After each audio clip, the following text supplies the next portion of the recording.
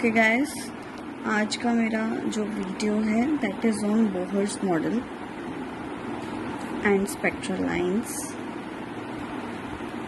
मैं मेनली आज Bohr model की डेरिवेशन पे फोकस करने वाली हूँ। जैसे कि मैंने आपको बताया था, Bohr told that electrons are moving in discrete orbits. They are having some fixed energy.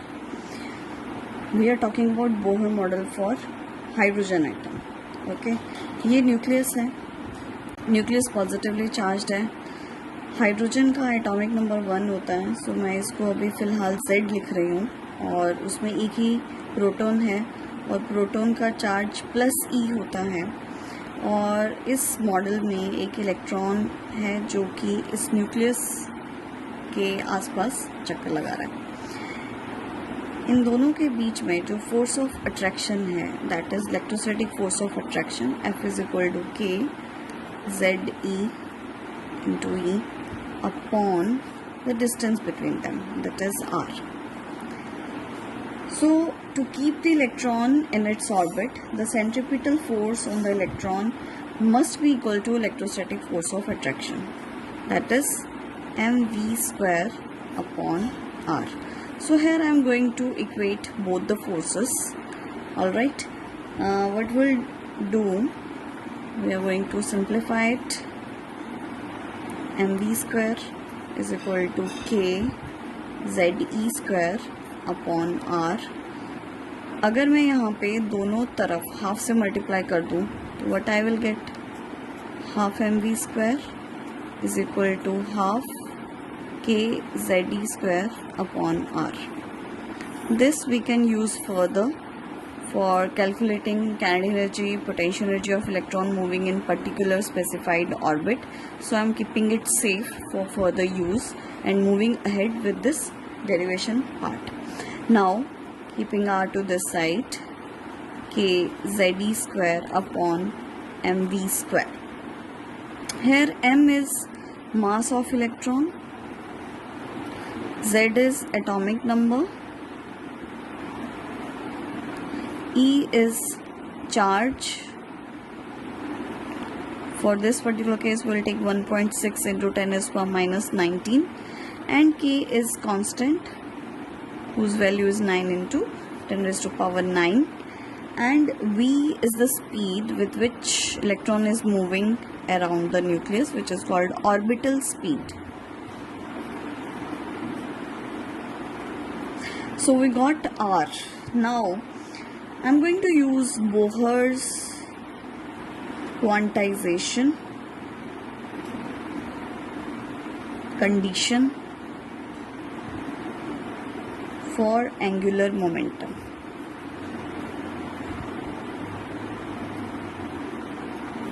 So L is equal to mvr is equal to nh upon 2 pi. Here I am going to take r, nh upon 2 pi mv. This r equation 1, this r equation 2, comparing equation 1 with 2. Okay, comparing 1 with 2, comparing 1 with 2. So what we got, k ze square mv square is equal to nh upon 2 pi mv. Now what to do? Simple. I am going to extract information about V here. Cut down V. So V, using this, it will become 2 pi k ze square upon nh. So boys and girls, I got value of V. Alright. Now what I am going to do, put this value V in equation 2 here. So what I'll get, R is equal to nh upon 2 pi m and 2 pi k ze square upon nh. On simplifying further, my final R will become n square h square upon 4 pi square mk ze square. Alright, So finally we got r is equal to n square h square 4 pi square m k z e square. If you look carefully this formula, you will realize that all these values are some constants. It means here r is equal to, if I represent this as some k, some constant k1, then it is k1 n square. It means I can say r is directly proportional to n square. And what is n here? N could be k, l, m, n, any orbit where electrons are moving. Here n also known as principal quantum number.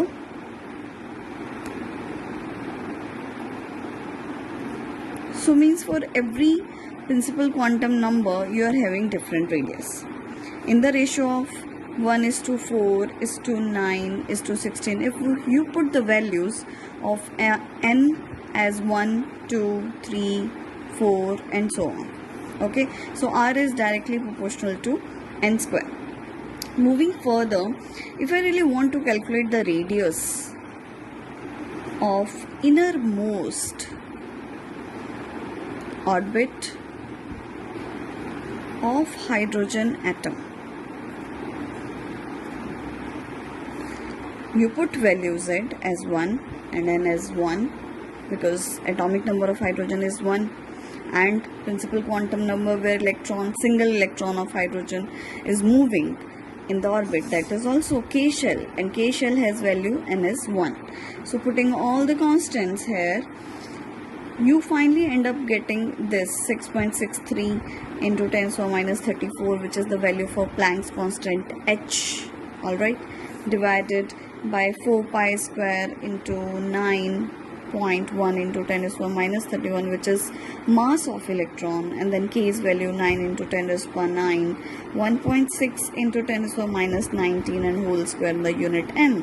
You end up getting value 5.29 into 10 to the minus 11 meter, that is 0.53 angstrom. So this gives us some roughly idea that radius of hydrogen atom should be 0.53 angstrom. Now next I am going to calculate orbital speed of electron moving in the orbit. Again I am going to take value of v, which we have derived earlier, 2 pi k z e square upon nh, taking value n as 1 and z as 1. If you put all the values, you get v 2 pi k e square upon h. Now I am going to play a trick. Multiply it with c and divide it with c. Why I am doing this? I really want to compare the speed of electron, in fact orbital speed of electron in the orbit with the speed of light. And now again putting all the constants here, I end up getting, in fact yes, c 3 into 10 raised to power 8.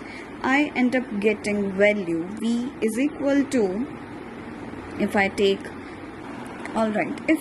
all the constants here, 2 pi k e square upon h, and taking along this speed of light, this is alpha, which is also known as fine structure constant. It is a dimensionless quantity. Alright, I end up getting value 1 upon 137 into c by m. So n is what here? N is quantum number, principal quantum number. So I end up getting value v is equal to 1 upon 137 into c by 1, because for hydrogen n's value is 1. So it means we can say that in the first orbit, speed of electron is 1 by 137 times of speed of light, means it will reduce by the factor of 137. So this is all about radius and velocity of electron. In next video I will cover kinetic energy, potential energy and total energy of electron orbiting around the nucleus in hydrogen atom. Thank you.